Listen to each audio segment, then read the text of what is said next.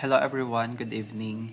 So today, meron po ako sa inyong i-share about sa napakalaking pagbabago po sa grading system ngayong darating na school year 2026-2027, particularly for the Key Stage 1 that is from kindergarten to grade 3. So, ngayon po, ang grading system po para sa mga magulang na hindi pa po alam, eto at sa mga teachers, non-numerical grading system na po tayo ngayon na darating na school year. It means wala na po kayong makikitang numbers sa report card ng ating mga estudyante or ninyong mga sa mga anak nyo po, wala na po na numbers kayo sa grade na makikita. Ano po yung makikita nyo doon? Letter grade na po ngayon. Kung nakikita nyo po sa screen, ayan po, letter A, B, C, D, E. Eto pong sa screen nyo, letter grade, descriptive grading na po kasi siya for grades 1 to 3.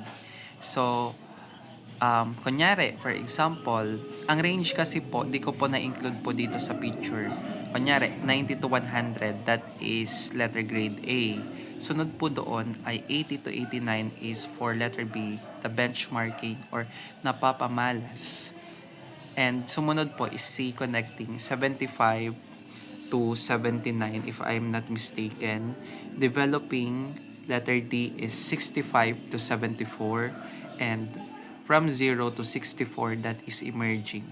So yun na po ang magiging or mag-a-appear sa report card ng anak nyo po this coming school year 2026 to 2027 for grades 1 to 3. Pero po sa kinder naman,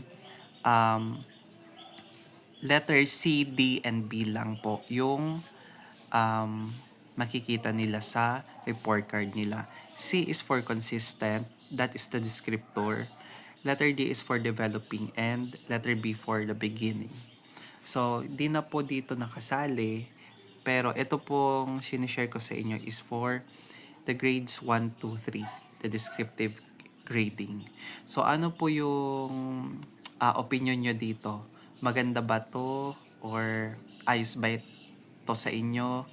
Kasi ayan, grabe talaga yung changes ngayong darating na school year sa lahat, especially sa senior high school, yung strengthened senior high school program.